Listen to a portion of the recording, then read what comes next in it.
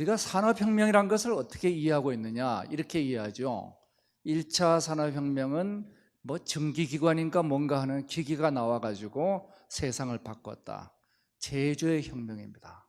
그리고 2차 산업혁명은 유니버설 에너지인 전기가 나와가지고 우리를 편리하게 해준 혁명이죠. 영업의 혁명입니다.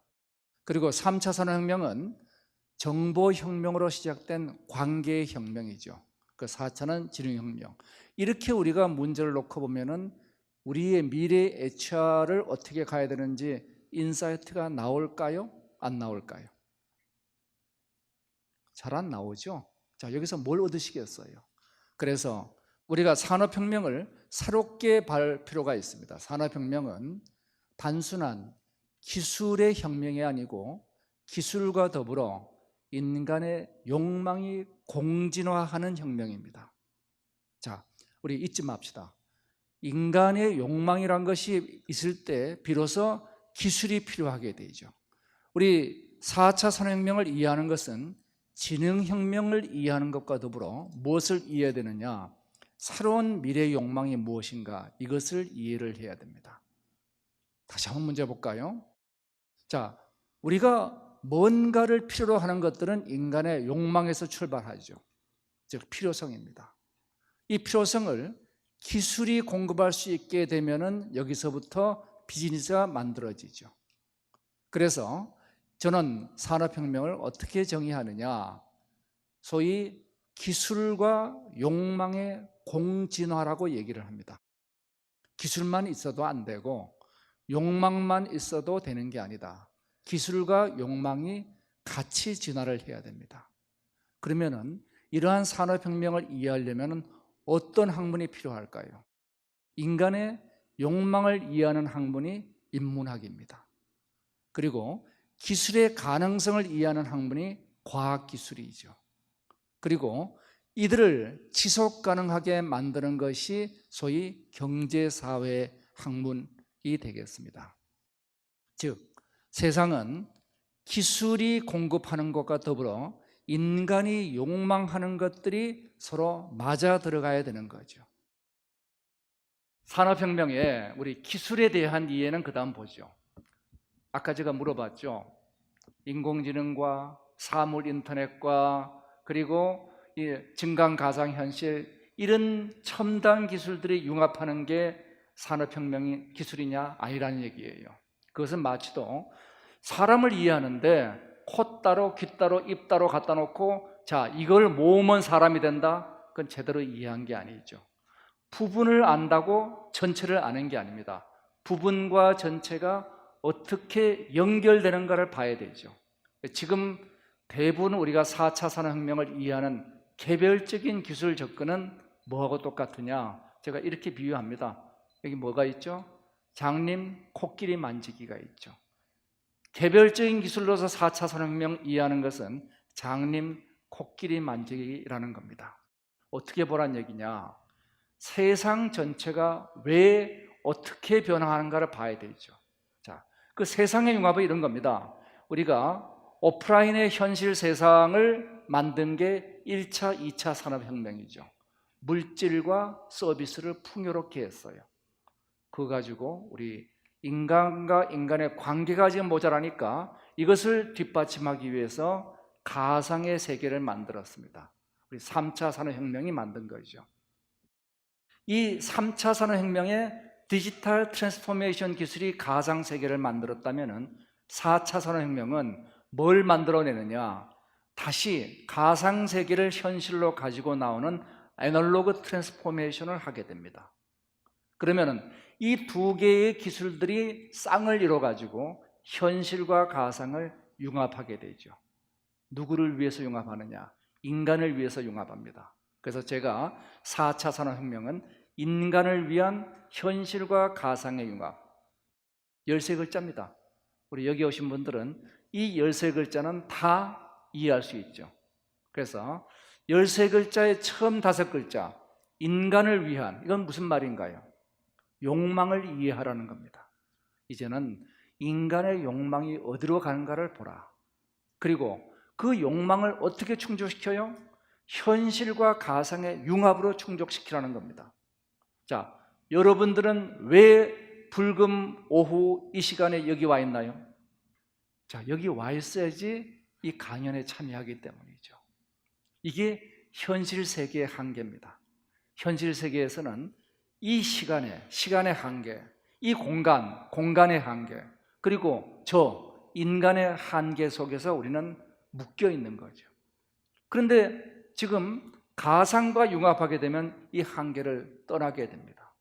지금 우리 드라마를 본방사수하는 사람들은 그렇게 많지 않잖아요. 우리가 anytime, any place, any device 가지고 드라마를 보고 있습니다. 가상의 세계가 하나 더 있으면 우리는 현실이 갖는 한계를 뛰어넘을 수가 있게 됩니다. 즉, 인간의 욕망을 충족하는데 현실의 한계를 떠난, 현실의 한계를 넘어서서 욕망을 충족하게 된 거죠. 현실과 가상은 너무나 다른 세상입니다. 두 개의 세상을 한번 볼까요? 현실의 세상은 애톰, 원자로 이루어져 있고 복제가 안 되죠. 먼저 오는 사람이 좋은 거 가져갑니다. 한계 효용이 체감하죠. 반대로 빛의 세상은 복제가 쉽기 때문에 먼저 누가 가져가도 소용없습니다. 똑같이 복제하면 되니까. 따라서 한계 효용이 체증하는 공유의 세상입니다. 두 개의 세상은 완전히 다른 패러다임이에요. 이 공유경제의 가장 대표적인 기업 우버, 한국에서 왜 불법이 되었나요? 바로 가치관의 충돌이죠. 기업가치 80조인 우버가 왜 한국에서 불법이 되었느냐? 그것은 공유의 가치관과 소유의 가치관의 충돌입니다. 충돌은 갈등을 낳죠. 갈등 속에서 혼돈이 생깁니다. 그런데 이 혼돈이 사업에 있어서는 거대한 기회가 되고 있습니다. 자, 여기서 거대한 새로운 생명을 가진 기업들이 탄생하고 있습니다. 그 탄생하는 기업의 이름을 우리가 유니콘이라고 부르고 있어요. 유니콘, 아시는 것처럼 $1 빌리언 넘는 벤처 기업들이죠. 자, 기업 가치가 $1 빌리언 넘는 스타트업들이 그렇게 쉽게 나오는가? 그럴 리가 없죠. 보세요. 2009년도에 등장했던 여기 나오네요. 블룸에너지, 셰일가스 회사입니다. 그 이후에 새로운 유니콘이 나오는데 무려 20개월이 걸립니다. 통상적으로 1조 넘는 스타트업들은 1년에 하나 나올까 말까 한 거예요. 굉장히 보기 힘드니까. 그러니까 상상 속의 동물 유니콘이라고 이름을 붙인 거죠. 자, 그런데 무슨 일이 생겼나? 얘들이 2011년도가 되니까 분기에 하나씩 등장하기 시작해요. 드랍박스, 에어비앤비 이런 회사들이 2011년도에 나오죠. 이러다 말 거지? 그런데 천만의 말씀이죠. 2014년도 되니까 한 달에 하나 이상 등장합니다. 2015년도가 되니까 일주일에 하나씩 등장해요. 드디어 작년도에는 1년에 70개의 유니콘이 등장합니다. 이제는 상상 속의 동물이 아니에요. 그냥 옆집에서 발로 채이는 게 유니콘들입니다. 뭔가 세상이 바뀐 거예요. 불과 5년 사이에 유니콘의 등장 횟수가 100배가 증가한 겁니다. 이게 혁명이 아니면 뭐가 혁명이에요? 지금 혁명의 징조들은 유니콘의 등장, 그리고 방대한 기술의 개방성, 그리고 소위 물동량, 전 세계 물동량의 감소, 이 수많은 현상들이 나타납니다. 지금 부족한 자원이 있는가 한번 찾아보세요. 에너지를 포함해서 자원의 부족이라는 얘기를 거의 들어보지 못하고 있을 겁니다. 도대체 뭐가 달라지고 있는 건가? 자, 이 유니콘의 비밀 코드를 밝혀보는 게 기업 입장에서 볼 때는 아무리 강조해도 지나치지 않겠죠. 자, 한번 보겠습니다. 그들의 사업은 한마디로 현실과 가상을 융합합니다. 왜 융합하죠? 바로 현실의 한계를 떠나기 위해서입니다. 현실의 한계를 떠나려면 어떻게 떠나요? 애톰의 세계는 우리가 복제, 마음대로 편집할 수가 없어요. 따라서 이것을 뭐로 바꾸느냐? 비트로 바꾸게 됩니다. 이것이 디지털 트랜스포메이션 기술들이죠. 이런 디지털 전환 기술로 현실 세계와 동일한 비트의 세계를 만듭니다. 이 가상 세계에서 우리는 마음대로 편집할 수 있죠. 자, 여성분들은 셀카를 많이 찍어요. 미인분들은 더 많이 찍습니다. 예.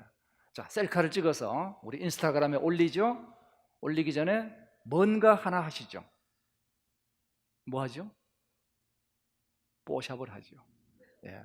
자, 뽀샵을 하면은 눈을 키우고 코를 오똑하게 턱을 깎고 내 마음대로 할 수가 있어요. 예쁜 나를 더 예쁘게 만들 수 있습니다. 현실에서 불가능한 일들이죠. 이런 일들을 우리는 가상의 세계에서는 최적화를 향해서 할 수 있습니다. 바로 이런 가상세계의 최적화를 현실로 가지고 나올 수 있다면 현실이 최적화되죠. 그런 일이 지금 벌어지고 있습니다. 내비게이터가 바로 대표적인 사례죠. 우리는 내비게이터를 키면은 도착 시간을 알려줍니다. 최적의 경로를 맞추어줘요. 시간을 예측하고 공간을 맞추어줍니다. 그 결과로 우리는 시간을 절약하고 에너지를 절약하고 도시는 정체 현상을 줄이게 되죠. 그 효과가 얼마인가 따져봤더니 대한민국에서만 5조란 경제적 가치가 발생합니다. 그렇다면 우리가 이런 현실과 가상을 융합해서 얻어지는 방대한 가치를 왜 교통세계에서만 하나요? 공장에서 하면 스마트 공장이 되고 병원에서 하면 디지털 병원이 되고 학교에서 하면 스마트 학교가 되죠. 모든 분야에 확산될 수가 있습니다. 자, 이러한 모든 분야의 확산을 하는데 이제는 어떻게 문제가 생기죠? 왜 하는가? 현실과 가상을 융합해서 인간의 더 많은 욕망을 충족시키기 위해서 한다. 이거 why입니다. 그러면 how? 어떻게 하는가? 그들은 4단계 융합 과정을 걸쳐갑니다. 이것은 여러분들이 지금 제 얘기를 듣는 과정하고 똑같아요. 제 얘기를 뭐로 듣죠? 귀로 듣고 눈으로 보죠. 오감으로 데이터를 획득합니다. 똑같이 이 유니콘 기업들은 현실 세계에서 사물 인터넷, 생체 인터넷과 같은 기술로 데이터를 획득하죠. 획득한 데이터를 우리는 어떻게 하죠? 대뇌 피질에 쌓아 놓습니다. 마찬가지로 이들은 클라우드에 데이터를 쌓아서 빅데이터를 만듭니다. 우리는 어떻게 하죠? 전전두엽 가지고 생각을 합니다. 저 양반 얘기가 지금 맞는 얘기야 뭐야? 이렇게 생각을 해요. 마찬가지로 인공지능이 등장해서 시간을 예측하고 공간을 맞추어 줍니다. 그러면은 우리는 도시의 교통을 최적화할 수 있게 되죠. 우리는 최적의 행동을 할 수 있게 됩니다. 이 4단계가 바로 자기 조직화되는 과정들입니다. 즉 유니콘 기업들은 단순한 자동화가 아니고 자기 조직화를 향해서 나가고 있는 겁니다. 이 그림에서 다시 한번 보시면은 특정 기술로서 4차 산업혁명을 대변할 수는 없어요. 그 기술들이 각각 4단계에 걸쳐서 자기 역할들을 하면서 융합해 나가고 있는 거죠. 그래서 이들 기술 간의 상관관계가 제일 중요하다는 겁니다. 이 4단계 융합을 하는 것은 캐터필러는 제조업인데 제조업으로 끝나지 않죠. 모든 제품이 출고 이후에 사물 인터넷으로 데이터를 수집한다. 1단계. 2단계 클라우드에 빅데이터를 저장한다. 3단계 인공지능이 해석한다. 4단계 예측이 돼요. 뭘 예측해요? 고장을 예측합니다. 그래서 어느 부위가 언제 고장 날 것 같다는 예측을 하고 사전 서비스를 하면 공사 지체 현상을 줄일 수가 있게 되죠. 이 캐터필러만 이럴까요?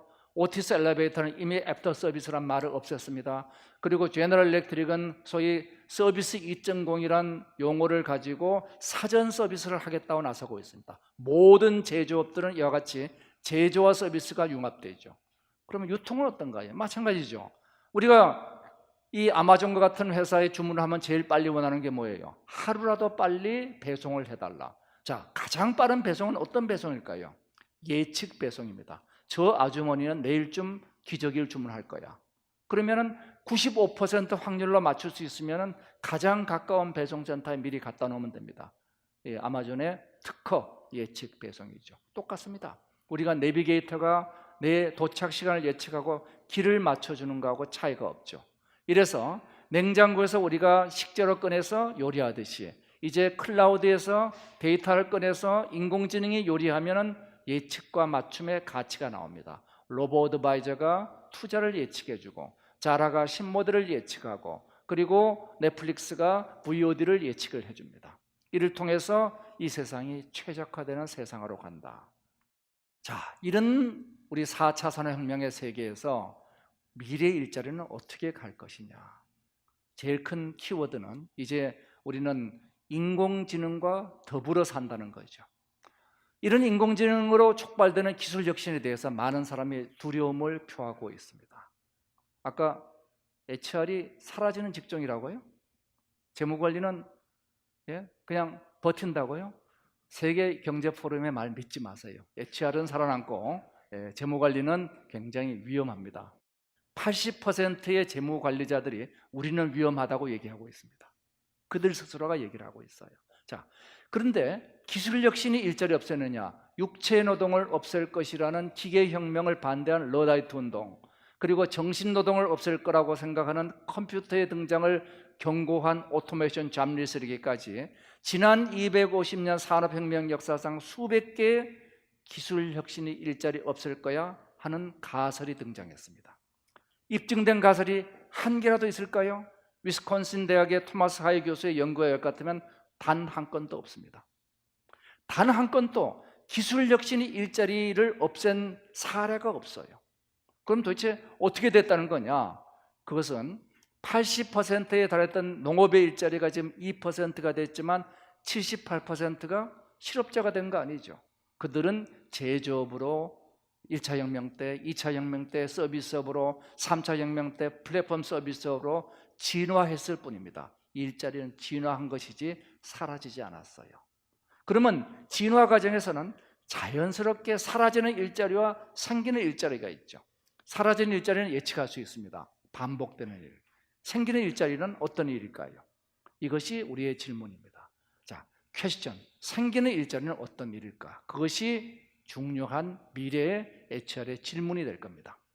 자, 여기에 대해서 그 일자리의 원천이 무엇인가 하는 질문을 던져야 됩니다. 우리는 기술 혁신이 일자리 사라질 거라고 생각하는 근거에는 일의 총량은 제한되어 있다고 보는 거예요. 그런데 일의 원천은 뭐냐? 기술이 공급하는 게 아니고 인간이 요구하는 겁니다. 제가 산업혁명의 서두에서 얘기를 드렸습니다. 그러면은 공급을 좌우하는 인간의 욕구는 어디서부터 좌우되는가? 많은 욕구 이론들이 있죠. 그중 우리가 모두가 알고 있는 게 매슬로우의 욕구 5단계설입니다. 1차 산업혁명은 놀랍게도 1차 산업혁명 기간 중 GDP 증가하고 인구 증가하고 정확히 일치해요. 무슨 얘기겠어요? 그때는 생존의 욕구를 충족시켜 주니까 인구가 는 겁니다. 그래서 1차 산업혁명은 생존의 욕구, 2차 산업혁명 기간 중에는 GDP 증가가 인구 증가보다 빨리 일어납니다. 그 차이가 우리 재화의 축적, 안정의 욕구로 들어간 거죠. 1, 2차 산업혁명은 이와 같이 물자의 공급, 현실 세계의 공급을 확대한 혁명입니다.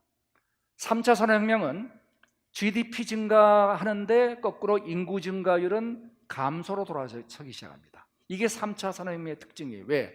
연결의 욕망이 충족되다 보니까 사람이 굳이 같이 밥 먹을 일이 없어요. 혼밥도 생기고 혼술도 생기고 혼용도 생기기 시작합니다. 혼생까지 가면 큰일 나죠. 자, 이렇게 해서 우리는 4차 산업혁명을 예측할 수 있어요. 4차 산업혁명은 아마도 물론 저희 가설이지만 아마도 자기 표현과 자신의 욕망을 충족하는 혁명이 될 가능성이 크다. 자, 그렇다면 이제 노동 총량 불변의 오류가 왜 문제가 되는가를 우리는 볼 필요가 있게 됩니다. 노동 총량 불변의 오류란 무엇이냐? 기술 혁신이 생기면 일자리가 줄어든다는 거예요. 지금까지 수백 개 그런 얘기가 증가했습니다. 어떤 얘기냐? 핫도그를 만드는데 어느 날 어떤 천재 같은 친구가 나타나가지고 자동으로 핫도그 만드는 기계를 만들었습니다. 그러면 어떻게 되느냐? 그만큼 일자리가 줄어들 것이야. 이게 소위 노동 총량 불변의 법칙. 노동의 총량은 있는데 기술이 인간을 대체하면 일자리 줄어들 것이야. 그럴듯해 보입니다. 그렇지만 250년 인류 산업혁명 역사상 단 한 건도 이런 사례는 없었어요. 왜 그럴까요? 이게 사실이 아니기 때문이죠. 그래서 이것을 크루그먼은 이렇게 설명합니다. 이것은 사람들이 핫도그 값이 싸지니까 이제 더 많이 먹는 거야. 근데 뭐 제가 보기에는 아무리 많이 먹어도 그렇게 많이 먹을 수 있겠어요? 그래서 사실은 핫도그가 아니고 사람들이 피자를 먹고 싶어진 겁니다. 근데 피자를 먹는 건 아직 자동화가 안 됐어요. 그러니까 피자 먹는 것을 충족시킬 새로운 직업이 생기는 거죠. 결과적으로 이렇게 된 겁니다. 핫도그 만드는 기기가 자동화된 결과는 인간의 일자리가 사라진 것이 아니라 인간이 핫도그와 피자를 동시에 먹게 된 겁니다. 이것이 욕망의 더 큰 충족으로 가는 길이죠. 자, 이래서 이러한 욕망 충족을 위해서 우리는 이 일을 하게 됩니다. 생산과 소비의 연결고리가 일인데, 일이란 것을 우리가 나눠보면은 세 개의 태스크로 나누어집니다. 어떤 일들이 있느냐? 반복되는 일이 있어요. 이걸 제가 그냥 노동이라고 붙였습니다. 예. 반복되는 노동. 두 번째가 창조적인 일이 있습니다. 그걸 제가 업이라고 이름을 붙였습니다. 미션. 예.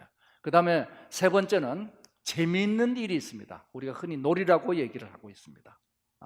이 세 가지 중에서 맥킨지는 이렇게 분석을 해요.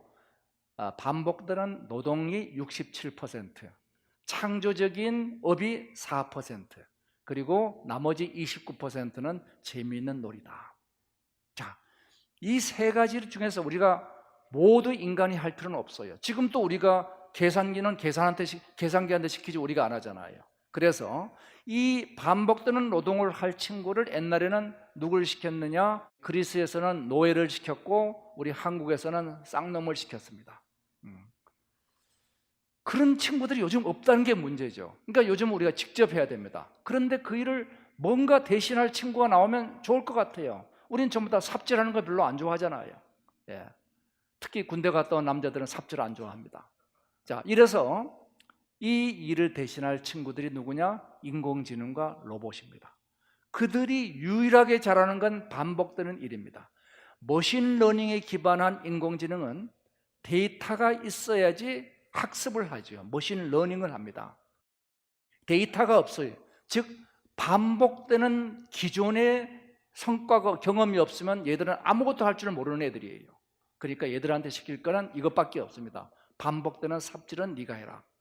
그러면 인간은 뭘 하면 될까요? 바로 의미와 재미가 있는 일을 하면 됩니다.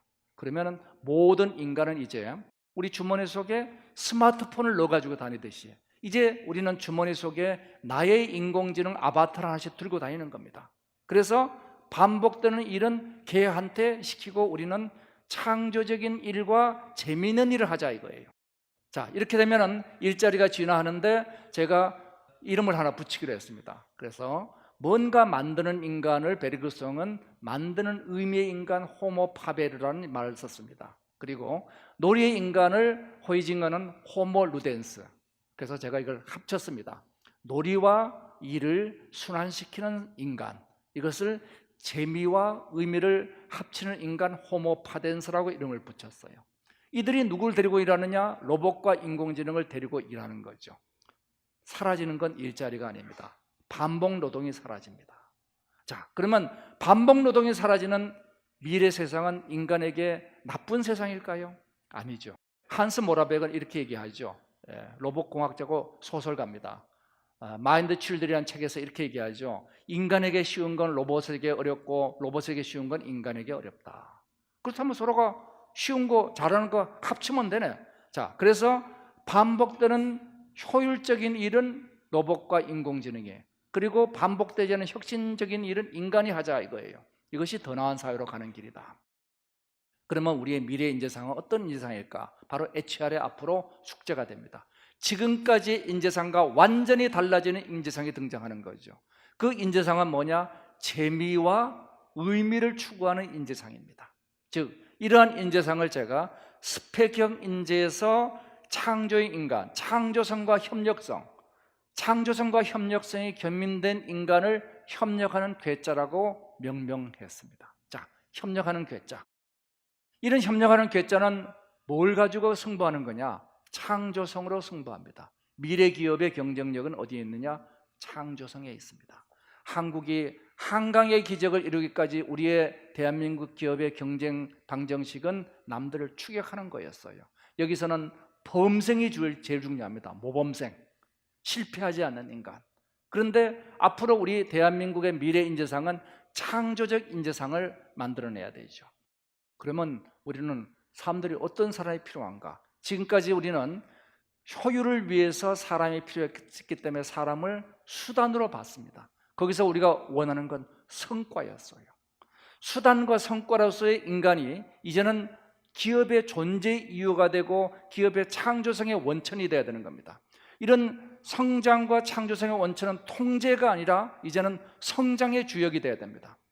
완전히 다른 인사관리 체제로 넘어가야 되는 거죠.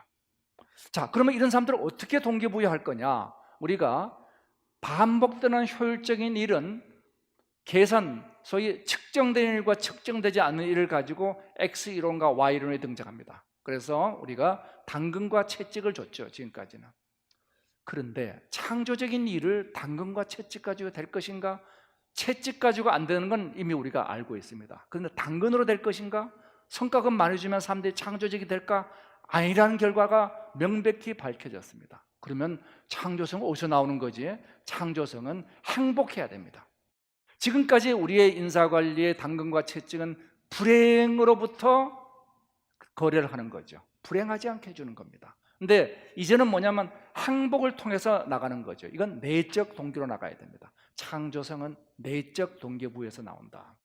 내적 동기부여는 도전으로부터 나옵니다. 도전이 없는 삶은 행복할 수가 없어요. 도전하는 삶은 힘들어요. 힘들지만 행복합니다. 우리는 힘든 거하고 편한 것은 불행하지 않을 뿐이죠.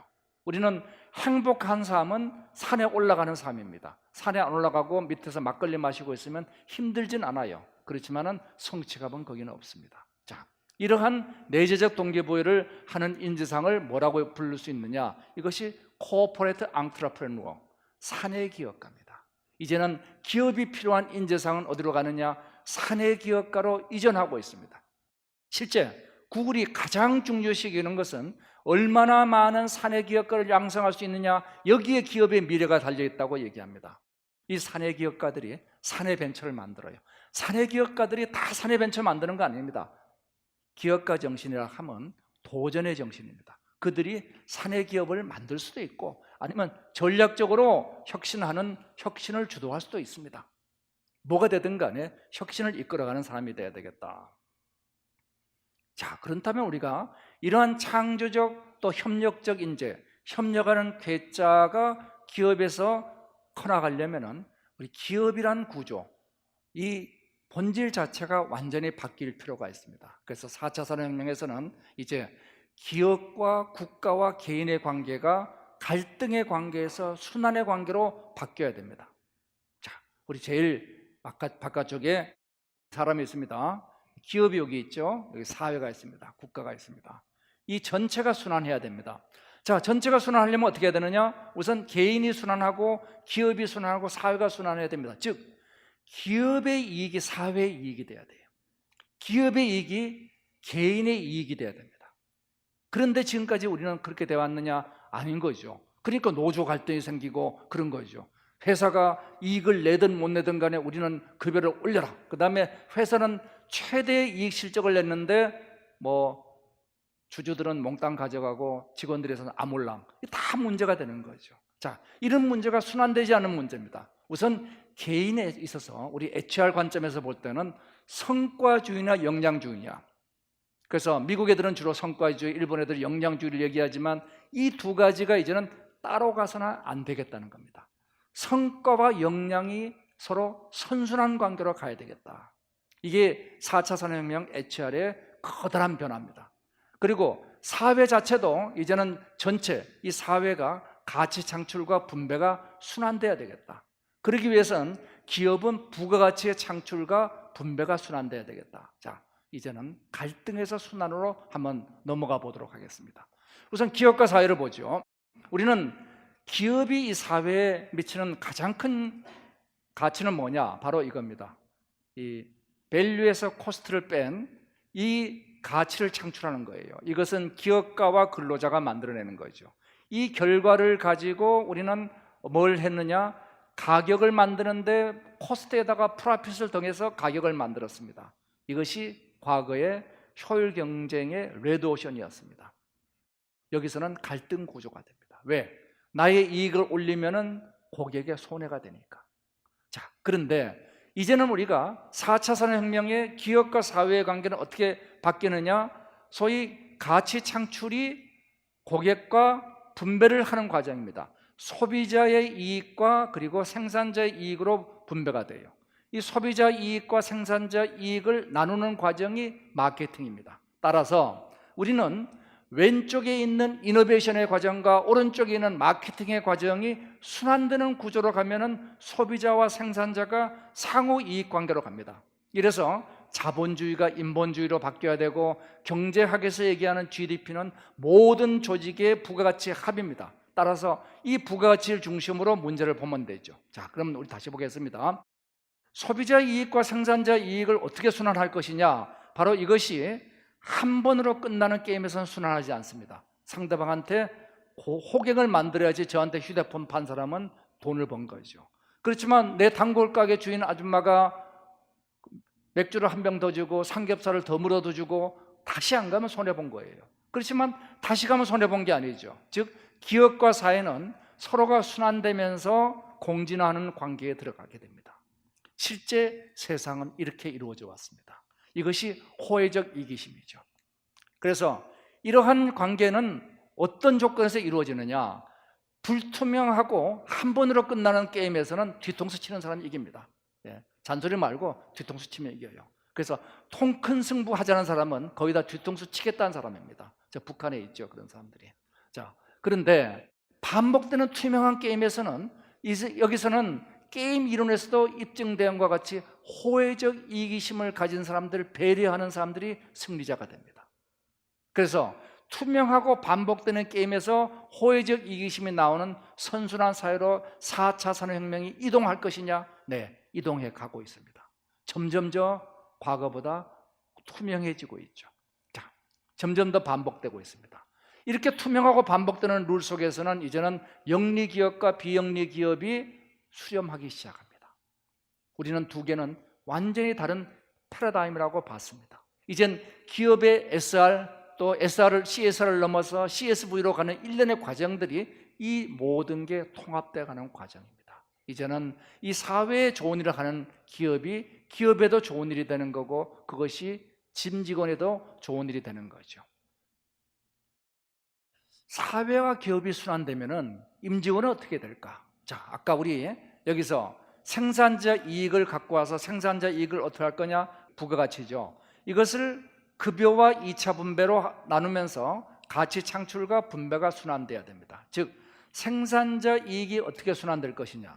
지금 우리가 갖고 있는 기업의 손익계산서는 이렇게 되어 있습니다.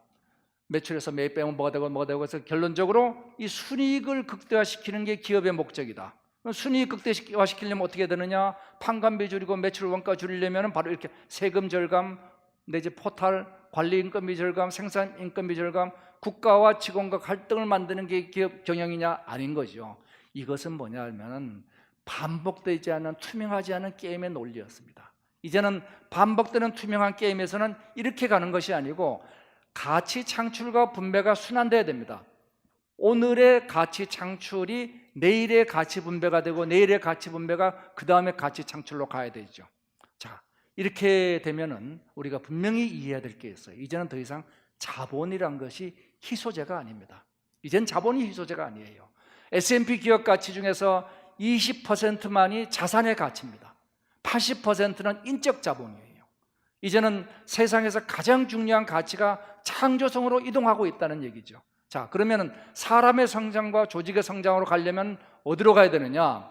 기업의 목표가 이제는 부가가치 계산처처럼 매입에서 매출을 뺀 이 부가가치를 극대화시키는 건 모든 사람에게 이익입니다. 국가의 이익이고 기업의 이익이고 임직원의 이익이에요. 그러면 부가가치를 제일 분배하는 것을 제가 급여라고 얘기합니다. 그러면 이게 경상이익의 손익계산서하고 일치합니다. 그리고 나머지를 이해관계자한테 다시 분배를 합니다.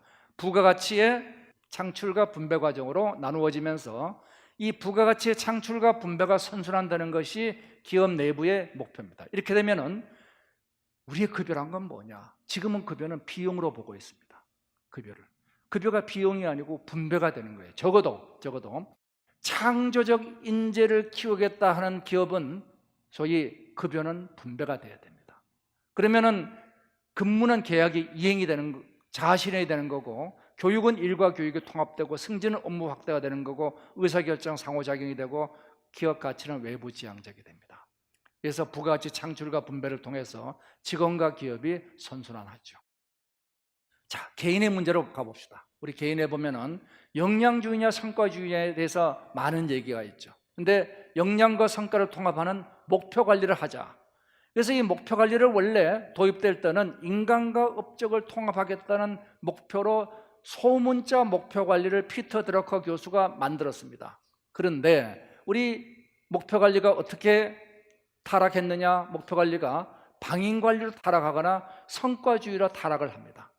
인간과 업적을 통합시키는 게 목표 관리의 목적입니다. 그래서 인간과 업적이 통합되고 가치 있는 목표를 통해서 인간이 창조적 도전을 하면서 커나가는 과정이죠. 이 목표 관리의 제일 중요한 건 실패에 대한 지원입니다. 도전을 하고 실패를 하고 지원을 하고 학습을 하는 일련의 과정인데, 이 일련의 과정이 어떻게 만들어지느냐? 혁신은 반드시 도전이 있어야 됩니다. 도전이 없는 혁신은 없죠. 근데 도전은 그 말 속에 실패가 들어있습니다. 실패가 없는 건 도전이 아닙니다. 따라서 실패에 두들겨 패버리면 관료주의가 돼버립니다. 혁신을 하고 도전을 해야 되는데 너 실패하지 마. 이거는 사람들로 하여금 어떻게 만드느냐? 도전하는 척, 혁신한 척하는 척문화를 만들어버립니다. 거기서는 아무런 진짜 혁신이 일어날 수가 없는 구조죠. 실패를 지원해야만 여기서 도전이 일어납니다. 자, 그러면은 이 실패란 건 뭐냐? 지나치게 되면은 역량이 성과가 악화되고, 실패가 적으면은 조직의 역량이 정체됩니다. 그래서 전체적으로 120%가 적절하다 하는 거죠. 부분의 실패를 통해서 전체가 성공하는, 이것이 바로 실패의 패러독스입니다. 실패가 없는 조직은 창조적 조직이 될 수가 없죠. 그래서 역량과 성과가 이렇게 순환하는 과정으로 가는 겁니다. 경영의 목적은 뭐냐?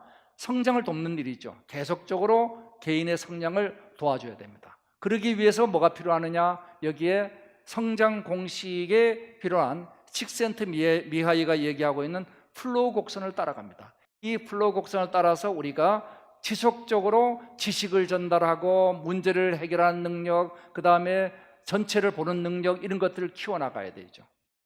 자, 이 과정들이 어떻게 일어나는가 한번 봅시다. 사람은 조금 잘한다 그러면 자만에 빠집니다. 조금 못한다 그러면 자괴심에 빠집니다. 그래서 이 곡선을 따라가면서 사람이 자만과 자괴심 속에서 성장할 수 있도록 해줘야 되는 거죠. 이 성장 과정에서 100%가 아니고 120% 목표를 취하면서 인간이 도전을 통해서 성장해 나갑니다. 이러한 성장 곡선을 갖는 조직과 이 조직을 제가 포괴관리라고 얘기를 합니다. 이것이 그냥 정해진, 너는 주어진 매뉴얼대로만 일을 해, 롤 앤 리스폰서빌리티가 자네의 역할이고 이거에서 너를 평가할 거야, 손해 관리를 하는 거하고는 시간을 두면서 현격한 차이가 벌어집니다. 실패가 없는 조직은 결과적으로 포괴 관리가 없고 학습이 없는 조직이 되죠. 그래서 이러한 통제에서 코칭으로 가면서 실패를 지원하는 조직이 돼야만 우리가 미래에 필요한 인재상을 만들 수 있습니다. 그런데 한국의 목표 관리는 도대체 뭐가 문제인가?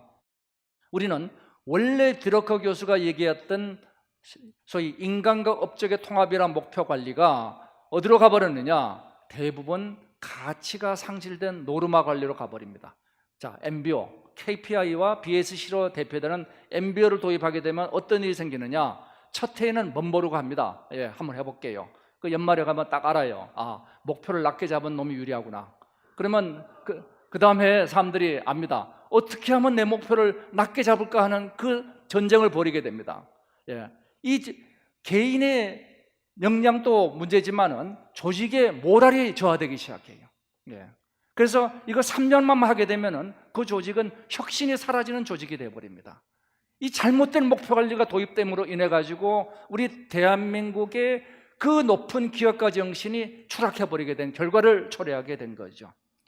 반드시 목표는 불확실해야 됩니다. 그리고 불확실하고 애매모호한 목표가 돼야만 여기에 도전이 살아나고, 목표 관리는 참고사항은 되더라도 그걸 가지고 수식 평가하는 거 큰일 나는 거죠. 자율관리의 참고용으로 끝나야 된다, 이겁니다. 그럼 도대체 어떻게 하라는 얘기냐? 이 목표관리의 전반 플랜 투시 액션 사이클에서 중요한 것은 이 평가 문제입니다. 공정한 평가, 사후평가인데 이 사후평가를 잘해야 됩니다. 사전 통제가 아니고 사후평가죠. 이 사후평가를 하면서 상호주의 평가를 하라는 거예요. 네가 나를 평가하면 나도 너를 평가한다. 그 다음에 재심평가를 반드시 도입하라는 겁니다. 그리고 이 전체가 어떻게 되느냐, 성과 측정을 시장화하게 되면은 이 전체가 하나의 시장처럼 평가합니다. 우리 인사관리 끝나고 인사관리가 평가가 잘 됐다 못됐다 뭐로 평가합니까? 술집에서 야 이번엔 뭐 무난했어. 대충 모든 사람들이 무난했다 그러면 잘 된 겁니다. 그러면 그냥 모든 사람 물어보면 되는 거예요. 실제 구글이 그렇게 합니다. 실제 구글이 그렇게 해요. 자, 그래서 다중평가와 집단평가, 이것이 창조성 평가에 대한 유일한 답입니다. 왜? 모든 평가를 우리가 객관화하기 위해서 할로 이펙트를 없애고 모든 걸 수치화하고 그것이 가능했던 시대는 반복되는 업무 평가였습니다. 이제는 그런 업무 시대를 넘어서고 있어요. 근본적으로 불가능하게 된 겁니다. 예. 이런 평가를 도대체 표에 집어넣어서 평가를 하겠다, 근본적으로 안 되는 거죠. 따라서 이 다중평가와 집단평가를 통해서 전체를 살려나가게 되면 우리가 사람들을 지속적으로 키워나가는데, 단 여기서도 보상구조는 달라야 됩니다. 하위직은 복지와 급여로, 간부직은 명예와 승진으로, 그리고 리더는 자아실현으로 가야 됩니다. 이 자아실현으로 가는 사람들이 바로 사내기업가들이죠. 인간 욕망에 대한 많은 이론들이 있죠. 사람들은 똑같이 보상하지 말라는 겁니다. 저는 미국식 인사보장 시스템에서 CEO에 대해서 1,000만 불, 수백만 불의 연봉을 주는 거, 그게 무슨 의미가 있는가 생각을 해요. 그 사람 행복하고 아무 관계 없습니다. 예. 그래서 이 전체에 대해서 어떻게 우리가 욕망에 기반해야 되느냐 할 것 같으면은 영업 보상은 지수 함수로 해야 되고 혁신 보상은 로그 함수로 해야 됩니다. 예. 그래서 이러한 우리가 보상의 원칙을 가지고 가라 하는 얘기고, 자, 마지막 슬라이드는 결국 이 모든 게 뭐냐, 이제는 4차 산업혁명은 다시 분리해서 통합으로 가는 혁명입니다.